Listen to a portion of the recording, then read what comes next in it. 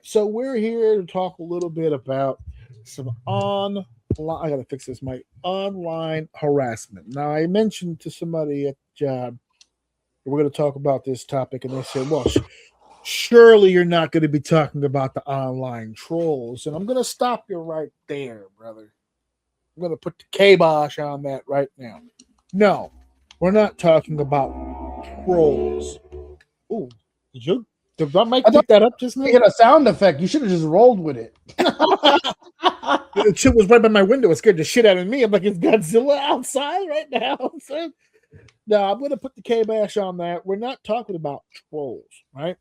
An internet troll is not the same thing about what we're talking about here today, because what we're talking about here today are people who are taking things way too fucking far, right? An online troll, everybody gets what that is. Everybody understands that. Some asshole somewhere on a keyboard or on his phone just jibber jabbering and talking all kinds of wild shit for no fucking reason at all whatsoever.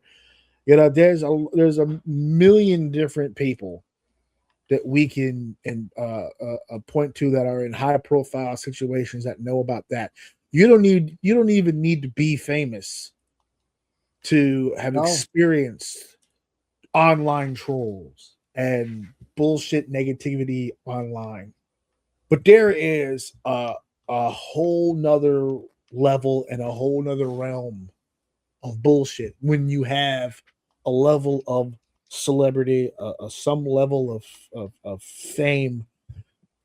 It takes that nature to a whole nother level, and unfortunately, it's a conversation that has to happen with more than just us. We're having discourse for sure. We're not going to sit here and tell you that we've got all the answers. I have a few ideas that we'll talk about at the end, but for the most part, there is a large community of people out there that truly believe that simply because you are a public figure, that not only are they entitled, god damn it, they're owed your attention, they're owed your communication, they're owed your time, your affection, everything, your affection, all of it. You know, I make the joke all the time that Tony Khan uses wrestlers like toys. And I've also flipped it to the fans in the past when I talk to wrestlers who are up and coming, like people who are training, people who are in school. You know, don't let the negative comments get to you. And to be real, don't let the positive ones get to you either. Because at the end of the day, it's almost like a fantasy world for these people. They don't see you as human. You're not a human being with a life and family and problems of your own. You're this figure that exists solely for their entertainment and for whatever purpose they deem. Yep.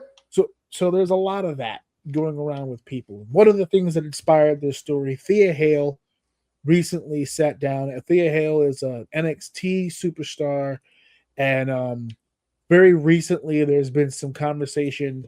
There was an incident that happened, not with a fan, in-ring incident, where there was kind of a mistake made by Thea and Blake Monroe. There was a title change that took place that wasn't supposed to, that wasn't planned to take place. They have fixed it since then, but she's gone public stating that she's been just lambasted, just tortured online, torched by people because she made a mistake, she fucked up. This happens a lot with people. Harley Cameron. Did she make a mistake, or there was some like you mean like just like in a match, like a botch or something?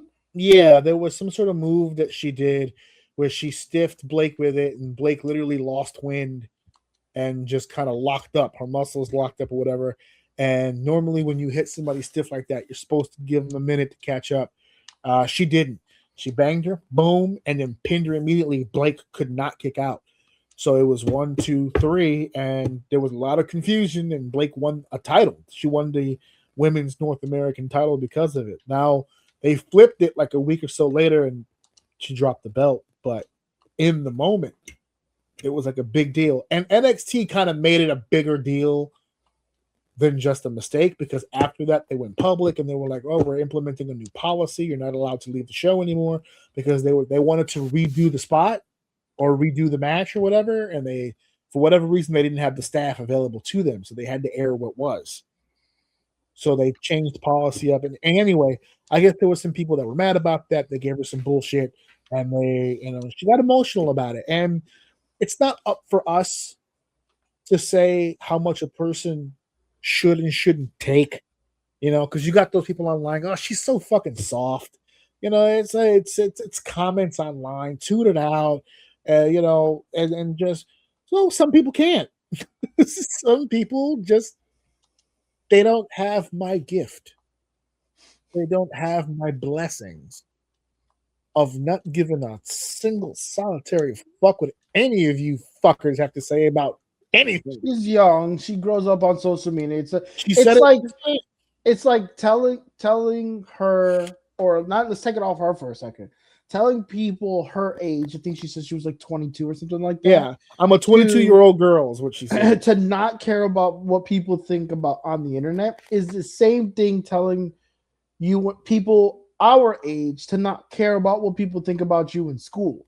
Do you understand what I mean? It's like, yeah, that's my social group. That's where I'm at. Like, that's where my worth comes from. And you're telling me not to care about what they say. Like, to us and people older than us, and maybe some people who have thicker skin, her age, will tell her, like, yeah, so what? Like, you just got to suck it up and move on. But for some people, it's not that easy, dude. That's their peer group. That's where they get their validation.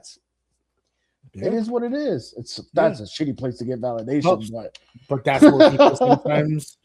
where people sometimes seek it. And then you have another recent story, which is a different element of this. Alicia Taylor, the ring announcer for Monday Night Raw, she's not being criticized. She's being harassed in a completely different way. She's got men in her DMs. You talking about the girl with the crazy hair? Yeah, the girl with the crazy hair. She's got people in her DMs. She's got people contacting her. She's getting weird messages on the phone. There's people calling the company. But apparently there's a subset of dudes who are like following the WWE city to city. And they're like, hey, I heard you're going to be in Chicago on Saturday. Do you want to get dinner? Do you want to get together? And she's like, I don't fucking know you. Like, what the fuck are you doing? Like, please stop contacting me. And then they get into the whole, oh, you think you're better than me? Yes. Oh, you're just treating me like a piece of shit. Yes. I'm a supporter. I'm a fan. You shouldn't be talking to me. Like, Robert De Niro in that baseball movie with Wesley Snipes. You're like the stalker fan. Like social media Karens, dude. Why? Well, some people, outside of these two recent incidences, we've had, remember the Sonya Deville situation in 2020 where the motherfucker broke into her house and literally tried to kidnap her. Rhea Ripley's video in 2025 last year when they were doing Clash in Paris where Rhea couldn't get inside of the cab because they're not even asking for photos. They're walking up to her face like this, like to take a photo with Rhea, and I'm like, one person may be okay, but then like in the video there's like 15 people muscling other people out of the way so that they can get next to Rhea to take photos and stuff like that. There's some deranged fucking people out there, and if they would exist, whether these people were wrestling superstars or not, if they weren't there taking a photo with them and trying to stalk them, they'd be stalking somewhere else because they're broken people. And they should be monitored, to be honest with you. And the fact that they're getting away with walking around free and breathing our air is kind of a sad state of affairs. But these people really do fucking exist. Another example that I had put down, no, actually, I just said them all already. But there's a list here that I also wanted to bring up that I sent you. It was the most harassed athlete league online. This is worded weird. Ed Axon from Cryptomaniacs. They did some sort of a study here, and this could all be misleading, but I look at this list and I fucking believe it, to be honest with you. They took an account of social media posts, interactions. They did a full-on study, and they did it for different leagues. So it was like the Premier League for soccer or football, NFL players, the NBA, and WWE. Mm. And they took in all of this information. This says WWE's data was analyzed from the 30th of April 2024 to June 28th, 2025. So a little over a year, April to June. In line with WrestleMania seasons, eligible athletes needed a minimum of 250,000 followers across platforms and needed to be signed to a WWE or AEW contract or have wrestled at least one match during the time period. So, for instance, Nikki Bella was not under contract for the entire duration. So the sample was collected from January 25. And I'm sure she probably got some crazy shit on there. And she made the list. Yes, of course. Oh, she did make the list. She did make the list. And that's okay. That's them calculating. I thought they were using her as an example of someone who didn't make it because she wasn't active. Because she had the contract. She started her contract in January at the Royal Rumble. So she qualified from January to June. So they left out 8 months worth of social media activity, and she still made the list. That's how much negativity was on her social media. So here it is, tied for 15th. It was only 15th. Nikki Bella, Natalia, and Ricochet. Who the fuck is out here fucking with Grandma Natty? I don't understand. Dead people and people that are dead inside. That's who it is. Will Ospreay at 14. Remember, this is negativity. So as popular as he is, Will Ospreay is on this list. Britt Baker at 13, which not surprised. Alexa Bliss at 12. John Moxley at 11. Here's your top 10. Jade Cargill, who, yes, every day. I bet those are nasty, from dudes hitting on her to racist shit. Oh, yeah. Number 9, the Young Bucks. 8, Cora Jade. Number 7. Let me not say that. That's fucked up. That's fucked up. Let me stop. Number 7, Chris Jericho. Number 6, CM Punk. Number 5, Tegan Knox. But that's because of, I bet you that was a spike on that one situation that she was involved with. Saraya, or Paige, as we know her. Number 3, Mercedes Moné. Number 2, Nia Jax. I'm sorry, Nia. I might be on that list of people that was fucking with Nia. Okay, that's fine. Let's not incriminate ourselves, please. I gotta hold myself accountable. I may have said a thing or two. But the number one hated WWE or just wrestler, number one hated wrestler on social media, without a doubt, by a lot, Charlotte Flair. And Queen, man, she's number one in everything, dude. Which is why it's so hilarious, because I feel like there's a lot less negativity toward her now based on her current run than ever before.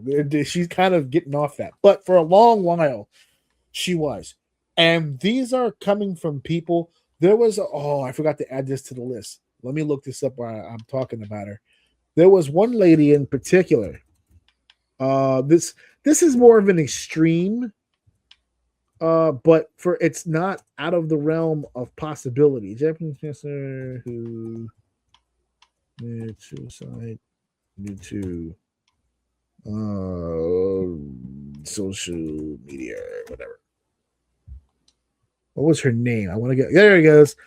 Hana Kimura from Japan, 22 years old. She was a Japanese wrestler. When did she pass? 2020. All right. She was a rising star in Stardom and was a cast member on the Netflix reality show Terrace House. In early 2020, Kimura became the target of severe daily online abuse and cyberbullying, with some users sending message telling her to unalive yourself and to not be here anymore. The abuse intensified with a specific episode of Terrace House where she got into an altercation with a roommate. She would later go on to post cryptic messages on her Twitter and on her Instagram, and then eventually would go on to unalive, I guess you could say, unalive yourself. And that is, again, an extreme situation. but not completely off the table. There are people who are retiring from show business. There are people who are moving from their homes. This is a serious, serious situation. And it's all happening online. And as easy as it would be for me to sit here and say, block them or deactivate or whatever the case may be, it doesn't truly get rid of the problem altogether. No. It really doesn't. Now, there's not much that we could do to stop online harassment. Everyone gets it. I myself have been trolled many a day. I've been called a fat bald bitch for so goddamn long that it's just becoming, it becomes part of the program, right? So so what I want to say is, and I brought this topic up for this exact reason, and feel free to chime in on this part, because I think this is for someone like yourself who's familiar with the business but not technically in it. I think you might have a good view on this. But as much as all of this sucks, and in a perfect world, none of this would happen. Guys are getting it, girls are getting it, but let's be real, the girls get it way more, and it's far more dangerous for the girls than it is the guys. So, although the girls do get it worse, this message is for both guys and girls. Wrestling is show business. This is show business. It's entertainment. It comes with the package. You're not going to get rid of it. There are some things that you can do to limit access to you. There are some people in show business that don't have social media at all, or they have a company run the social media for them. So all that stuff is weeded out. That's another way that you can go. I know for a fact that Jon Moxley in particular, he activated accounts. He doesn't use them. It's part of the promotional thing. What he did was he activated accounts just so when the companies he works for, like WWE or AEW, when they post on social media, they can tag him so that it's there at Jon Moxley or whatever. Right. But he doesn't even look at them, and there's no posts on his shit. Completely unaware of what's going on with it. Unaware completely whatsoever. It's the best way to do it, unfortunately. Now, that's an extreme, because we live in a world now where it's almost impossible for anybody below the age of 30 to not want to be on social media. So there are other ways to get around that, as far as limiting access to your pages, limiting access to your DMs, so on and so forth. There's some settings that you can do here. But I also want people to have the understanding that it's show business, and unfortunately, this is a part of it. Okay, there was a situation that happened with Liv Morgan and Roxanne Perez, where they were doing something in a match. Roxanne was on the outside of the ring on the floor, and some fan was just berating her. And at one point, she sells it. She turns around and shut the fuck up, or whatever she said. And then they finished the match or whatever. And I guess Roxanne and Liv had a conversation about it, and they confronted the fan. And Liv was like, you need to apologize to her and all this other stuff. As an old school wrestling fan and an old school wrestler, that shit hurt my soul. I was like, they're just talking shit. They're fans. Let it go. But we're living in a world now where it's not so much let it go. Different. They don't want people talking shit to them like that at all. And it's funny you bring it. Before you continue this point, I want to add another person in there. I've drawn a blank on her fucking name. Damn it. What was it?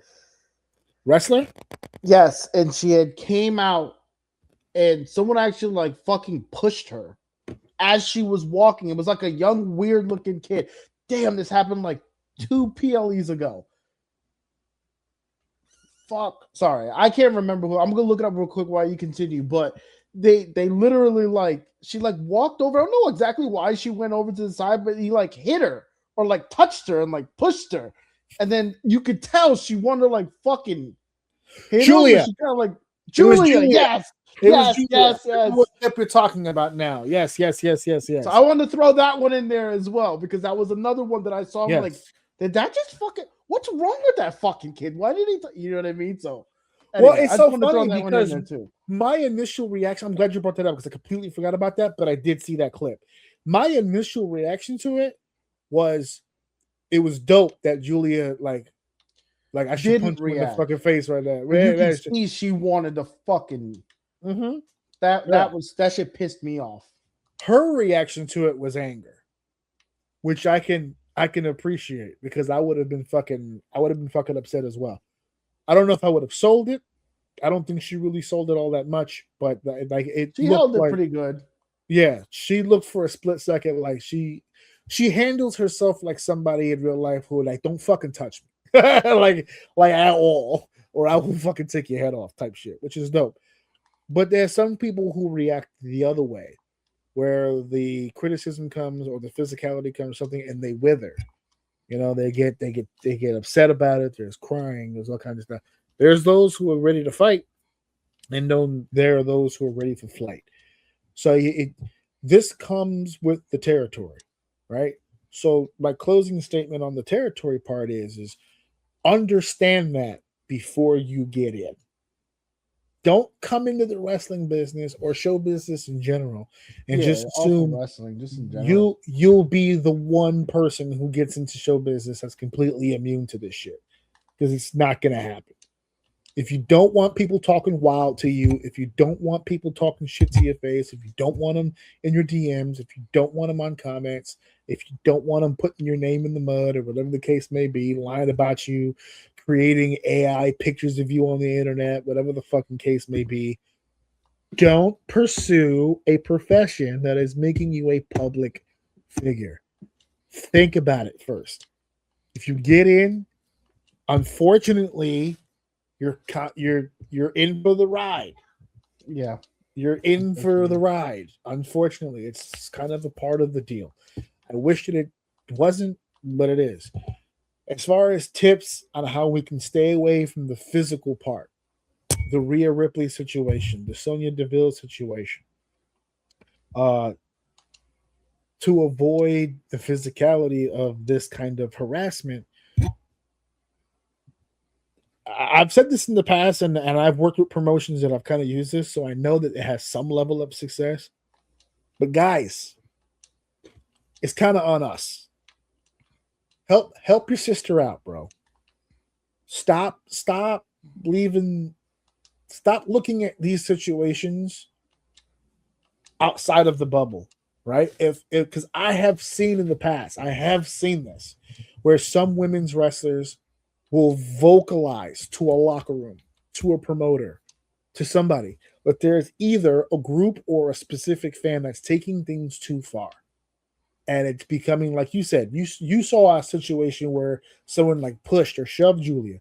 I've seen situations, it is just no bullshit, where a lady will come through, one of the girls comes through the curtain, it's the big entrance, here we go, we're going to the room, we're going to have a match, let's clap some hands, and a kid will put his hand out for the high five, and when she goes for the high five, he scoops underneath and goes for the titty. I've seen it. Or they get the high five and they're walking by and boom, right on the ass, right on the bottom there. I've seen it. You know, it's unfortunate. I've seen some of the women that go to the guardrail and they're doing the high five deal. And I've heard this story. This is a true story. We actually had to kick a guy out for this. She went for the high five. He went for the high five. When he got the hand, he grabbed the hand and tried to put it on his dick. Like took her hand and she, oh my God. She tried, it took every fiber in her being not to deck this dude with the other hand. Like as a reflex. Justified. She would have been justified, but it would have been an issue regardless. And she did her best to not get wrapped up in that. But it threw her. For Absolutely. Sure. The match wasn't there. The match wasn't there. She goes to the back. She just packs her shit. I don't even want to be around this place anymore. When the promoter asked what it was that was the issue, she told him, and that guy, by the way, did nothing. That fan was still there after she told him what he attempted to do. There was no care taken in that situation. There was no protection at all. They just, well, maybe he was drinking. I don't know what he said. I'm just trying to, I'm not going to put words in his mouth. I just know for a fact she told him and nothing happened. So I don't know how he rationalized it in his head, but it's on. I'm putting this onus on because I've heard this in the past. We're a fraternity, brothers and sisters. Then watch out for your sister, because you might think it's a joke because it's funny to you. 6'3", 280 pounds. You're not getting the criticism that 5'2", 120 pound lady wrestler over here is getting. And the same situation with, I've had situations where I've had people ask me or ask the other wrestlers if we can walk them to the car. If there's an access point somewhere, like if I'm on the road and I got to use the restroom, like what's a good open spot? Like women's wrestlers they don't just take bookings and go to a building and wrestle and leave like we do. They have to ask a million questions. Where am I changing? Because a lot of wrestling companies don't have separate locker rooms. They got everybody in the same locker room. So the women are in the locker room with the dudes. They don't want to change with the dudes, so they have to find a bathroom somewhere they can change, and they don't have their own locker room. So for the most part, women's wrestlers, they come either to the show already in gear because they changed in the car, or they come into the bathroom when they get there to change, and they're in their gear for like the whole fucking day because they just, especially if it's a new locker room, they don't know anybody there. So they'll walk around, they'll put the gear on and then put like a coat back on or whatever, so their titties are not out in the locker room and shit like that, because apparently they have to worry about that sort of thing, right? They're going over the match, two women going over a match, and all of a sudden one of the guys is like, "Oh, that looks dope. What does that look like again?" And they show them the move it on. Here, let me do it with you, and then it's just an excuse to grab the chick. Now it's like, "Oh, let me practice this spot with you real quick." And now her titties are here, her ass is right here. You know what I'm saying? Like it's little cheap shit like this. They have to worry about all this. They have to worry about traveling to the show. They have to worry about fans when they're leaving the building, that they're not outside waiting for the girls to come out. They have to make sure when they drive from the venue to the home that they have it mapped out exactly where they're stopping and why. It has to be well lit. It has to be out in public so everybody can see. This is all shit. My dumb ass drives from a show. I got to stop at a gas station. I got no fear, bro. No one's raping this baddie right here. Okay, I'm good to go. No one's coming after this ass. I can tell you right now. No one's interested in what I got going on, right? But these women, they have to think about this type of shit all the time. So I would like to put the onus more on the boys and more on the promotion. If you're a promoter or a booker or in charge of a company and you're hiring female talent, I feel personally you should have some sort of process or procedure in place for the women that you're hiring as talent for the evening.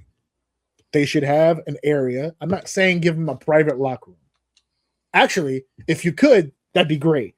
But I'm saying if it's not within your means, if you're at a venue where it's just like one big fucking open room or whatever the case is, I have seen promoters do the opposite, where let's say they have the locker room is like one big community room where everybody's bags is everywhere and shit like that. But then like we're in a community center or a YMCA or a veterans, whatever the fuck. All of these places have offices, right? So chances are, if you've got a full show of wrestlers, they're not all women. Probably got 2, 3, 4 women at most. Give them one of the offices, preferably one with a fucking lock on the door, so they can go in there and just change and do what they have to do in there, and they can mingle with the locker room when they have a chance. Same thing with the process. I'm making sure these ladies get from the venue at least to the fucking car, because we have seen even in New York, the women get harassed on the way to the car, especially in New York. Most venues that I've gone to that are outside of New York usually are at a facility that has a parking lot. Here in New York, a lot of the venues that I've worked at, it's the usual New York City street parking. So chances are they didn't get a chance to park right in front of the building. They're probably 6 blocks that way on a fucking meter that they have to feed during the course of the show, so they don't get a fucking ticket, and they got to wheel their bag all the way to fuck over there, sometimes in the fucking dark. Help them out. Be a part of the goddamn process. For the fellas, You know, if you're like me and you're confident that rape's not on the table for you, that's great.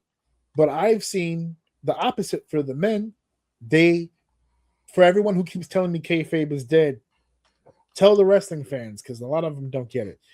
Because the guy who was an asshole in the ring, now he's outside the building. Oh, you took all that shit with. Whoa, what the fuck? Like, you know what I mean? Like, I've seen people confront it right outside the building. Yeah, you was talking wild shit earlier. And now we got to fight. Oh, man, now I got to bust your ass in front of everybody, catch a charge. This is bullshit. Together. I feel like that there should be more of that. I'm the last person to talk. I know I'm always secluded. When I'm in the locker room, I'm not exactly a fucking social butterfly. I understand. I shake my hands. I do my job. I get the fuck out. I get it. But I'm talking about circumstances, right? If I'm asked, hey, you think you can help me to the car? Or, hey, what stop do you get off at when you're driving back on the pike and you're doing this and this? I help. I look out. I've given people rides to train stations. I've given people rides to bus stations. I've given rides to their homes. Whatever. If it happens to be on the fucking way, fuck it. I am notorious for telling people to not get in my car. I'm over that. I've been doing enough of these trips now where I think I've earned the right to be like, I don't want to give anybody a fucking ride. Because I've given so many rides to so many fucking people, and it's just, I'm burnt. So I want to sit in my car with my snacks on the passenger seat, with my music or my whatever show I'm into on the audio, and just me in the fucking open road, baby, just going, looking out for cops, making sure they don't catch my speeding ass, and trying to get back to New York City as fast as I possibly can. But in situations of need, I think that's helpful. I think that's a step forward. I think that's my solution to some of this. Whereas I think we need to band together more and help each other out, because some of these ladies in particular are being left out too dry, and it's not really fair. They're not making nearly enough money to be left like that. There's a couple of people that I know, women that are traveling to different states to do shows. So now we're talking about 4 or 5 hours on the road, either by themselves or with other women that are also on the lookout, peering, trying to make sure nothing bad happens to them and shit like that. So, hey, we're calling it a brotherhood, and a sisterhood and a fraternity. Let's continue to do that. Let's make sure that it is. We look out for each other, man. If I was to do something promotional wise, not saying that I am, but if I were to, I think I would like to be the guy who sets that formula up, so that like I want to be able to come up with something that could work for everybody involved, some sort of buddy system that would be efficient, and see if we can pass that word along. But as of right now, those are bare bones ideas. So